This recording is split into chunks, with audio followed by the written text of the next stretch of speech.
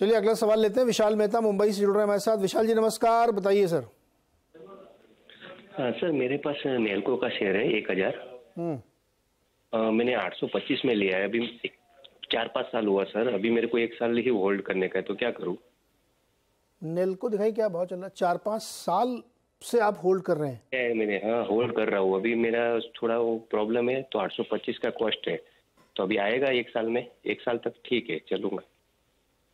सरविंद जी 4-5 साल हो गए हैं, लेकिन अभी 825 वाला कॉस्ट इनका 787 दिख रहा है। क्या कर रहे हैं? 1 साल और मैक्सिमम दे सकते हैं।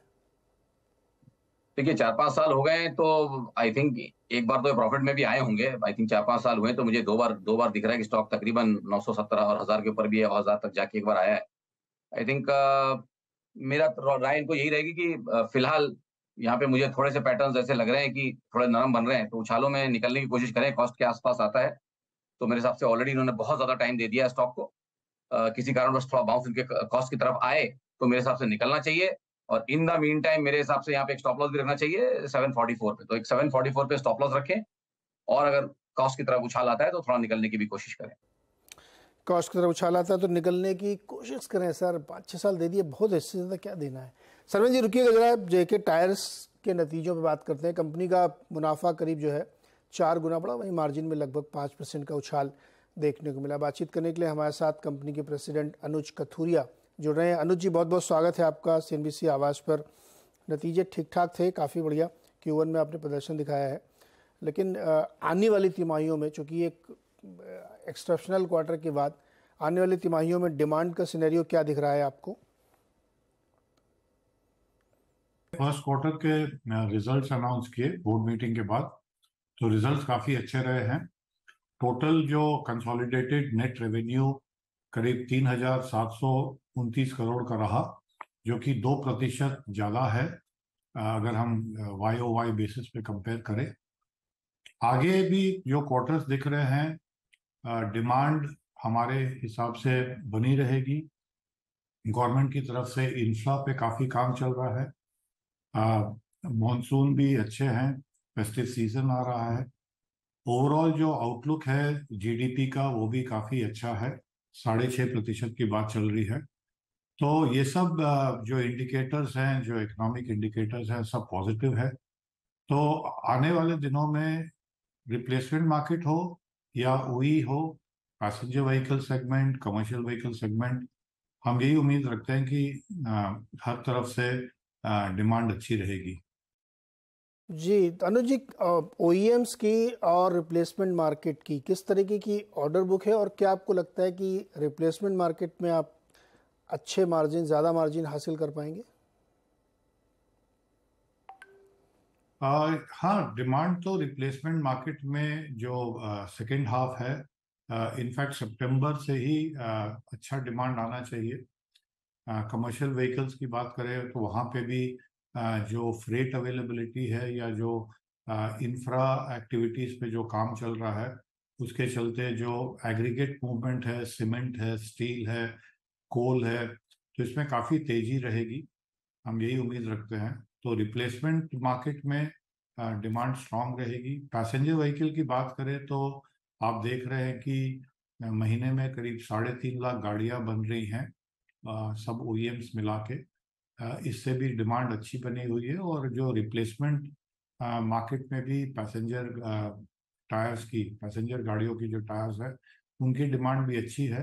रोड इंफ्रास्ट्रक्चर पे काफ़ी काम हो रहा है, तो इससे भी हम देख रहे हैं कि जो स्पेशली जो SUV कैटेगरी की जो गाड़ियां हैं उसमें काफ़ी अच्छी डिमांड है। और आगे भी हम यही उम्मीद रखते हैं कि ये डिमांड बनी रहेगी। जी अनुज जी, रॉ मटेरियल की प्राइसेस थोड़े तो नीचे आए, क्रूड डेरिवेटिव्स भी थोड़े नीचे आए थे, रबर भी नीचे आए थे, लेकिन अब ट्रेंड थोड़ा सा बदलता हुआ दिख रहा है। क्या स्थिति आपकी है, और क्या आपको लगता है कि आने वाले तिमाहियों में यह स्टेबल रहेगा यहाँ से? देखिए, जहाँ तक रॉ मटेरियल प्राइसेस की बात करें तो पिछले साल के जो तीसरा क्वार्टर था वहाँ से ही हमने देखा था कि रॉ मटेरियल के प्राइसेस सॉफ्टन होने शुरू हो गए थे, उनमें गिरावट आई थी। और Q4 में भी हमने देखा कि और भी थोड़ी सॉफ्टनिंग हुई थी। कंपनियों के पास जो हाई कॉस्ट इन्वेंट्री थी वो भी लिक्विडेट हो चुकी है।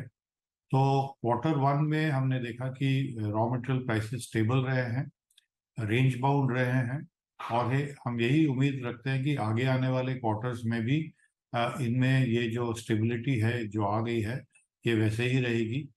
और जहाँ तक हमारी उम्मीद है कि ये अगर रॉ मटेरियल के प्राइसेस स्टेबल बने रहें और डिमांड भी अच्छी रहेगी, तो इससे हम ये उम्मीद रखते हैं कि मार्जिन्स में फर्दर इम्प्रूवमेंट होने की उम्मीद रखते हैं।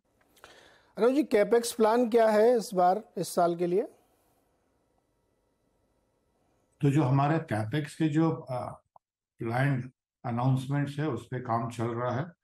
हमने करीब तकरीबन 1100 करोड़ का कैपेक्स प्लान्स अनाउंस किए थे।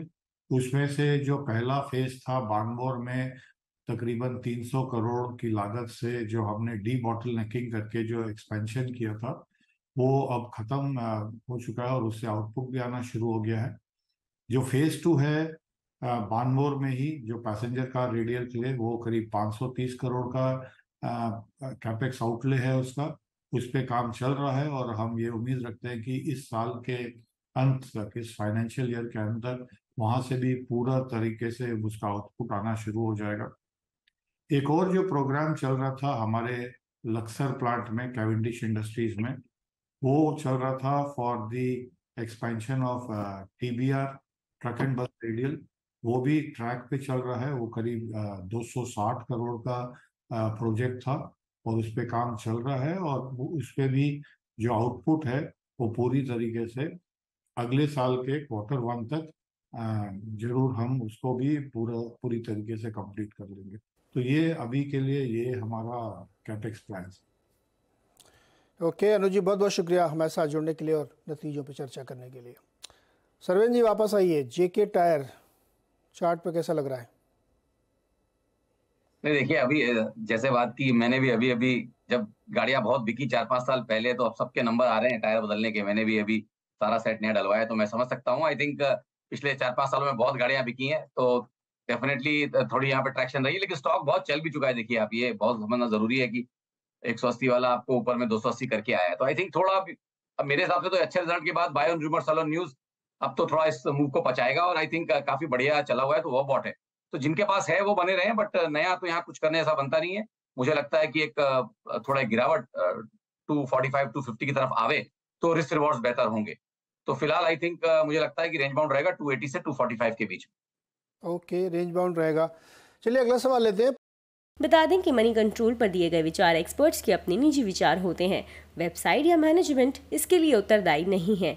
यूजर्स को मनी कंट्रोल की सलाह है कि कोई भी निवेश निर्णय लेने से पहले सर्टिफाइड एक्सपर्ट की सलाह लें।